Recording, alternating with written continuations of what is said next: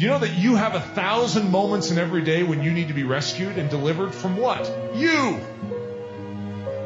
From the problem of you. You have a desire. You have an esteem for that throne in your life. You want to be in control. You want it to be your way. You are a problem. You are a rebel against the kingdom agenda. You need to be saved. We have a tendency to undermine the very fabric of the gospel, which is a living, vibrant, abiding relationship. And that's where the fire comes in. If you are not living in the life of Jesus Christ, if you are not abiding in the light of holiness, then you are living a false existence under the banner of all these things that are true. May we dare not live out such a Christianity. Our world is wanting to flush Christianity down the toilet because of this very thing. Christians that speak grand thoughts and live horrible lives. We're so used to hearing the futility. We're so used to hearing about the failure, and we know the failure in our own life, that we don't believe in victory anymore. We have more faith in the power of Satan over our life than we do in the power of Jesus Christ to deliver us in our life. What has happened to the church where we have faith in Satan? We have faith in the power of darkness. We have faith in the power of sin. What has happened to us when we've lost the faith in the power of God?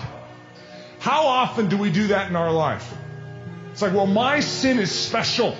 My problem is special. Sure, God did this for that person over there. Oh, yes, He did this for me in the past, but that was different. God can do things like that, but this is different. I would need something bigger than God for this. Such is my lot in life, to allow this sin to control me because God can't deal with it. Woe is me. Selfishness at the core is to think that you have a special problem. A problem that God cannot deal with, that God didn't deal with at the cross. You do not have anything special that's been dealt out to you. You have sin. You have rebellion. You have selfishness. And God is an expert at dealing with it. He will deal with every vice in your existence. You simply must believe it. God wants to purge us of everything that stands against His agenda in our life, which is a life of faith. It's a life of absolute confidence. When He says it, when He promises it, we esteem it and we say He will perform it, and our life matches up and we take a step forward. I will stand in this exact point and say He will do it until I die. Why do I have such a confidence? Because He's done it in me.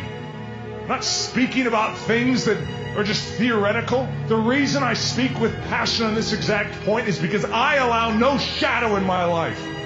I detest shadow. We're in the midst of a war. Shadow is constantly trying to cover our life. We must not let it. That even as I speak tonight, you're saying, God, shine your light into the shadow. Please do not allow anything to remain. There's a part of you that rises up, and there's another part that says, whoa, be careful. If that shadow is exposed, if God gets into that, who knows what will happen to you? Why? Why would we hesitate? The God of the universe has literally laid out for us a banquet for the soul. To partake and to feast upon His very person, to know Him, the King of the universe, intimately, to discover the inheritance of heaven, all the power, all the grace, all the glory. It's there waiting to be had, and we hesitate. Why would we hesitate? Why are there things in life that we don't hesitate at all to partake of, to participate in?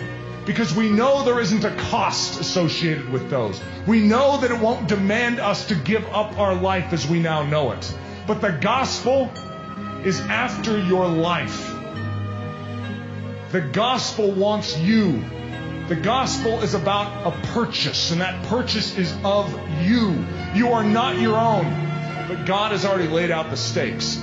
It's either Him or its destruction. He's made his pattern. He's given you the means of salvation. He's given it all. He gave up his life. Do not reject it. Do not hold it with contempt and stand back as if it's your decision and you are testing the waters to see if God is worthy of you. He has purchased you with his blood. Why in the world are we hesitating? Everything we've done is absolutely empty if it doesn't capture your soul and change your life. This is nothing. In fact, it will harm you, because now you will have actually heard the truth, esteemed it, and think you have it because you've heard it.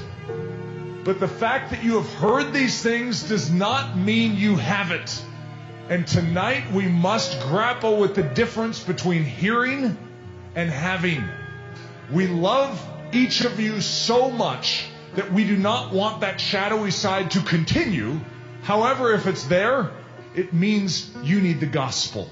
It means you need the power of God into salvation. Salvation is not merely the beginning point where, yes, I was saved and now I get to experience eternity with Jesus Christ. Salvation is not a one-time thing. In fact, salvation is daily, moment by moment. It simply means to be rescued, to be delivered.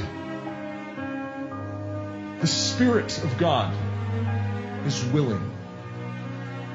In other words, you're like, God, I'm willing, but I'm weak. And God's like, and I'm willing to help you.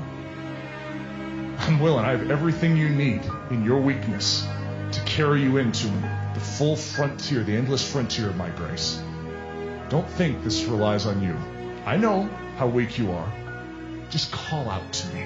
Ask for my assistance, and I will give you everything you need. As Oswald Chambers says, when obedience is in the ascendant, in other words, God has called you, and you know what it is. Simple obedience. He says, just obey. Step out. He says he will tax the remotest star and the last grain of sand to assist you with all his almighty power.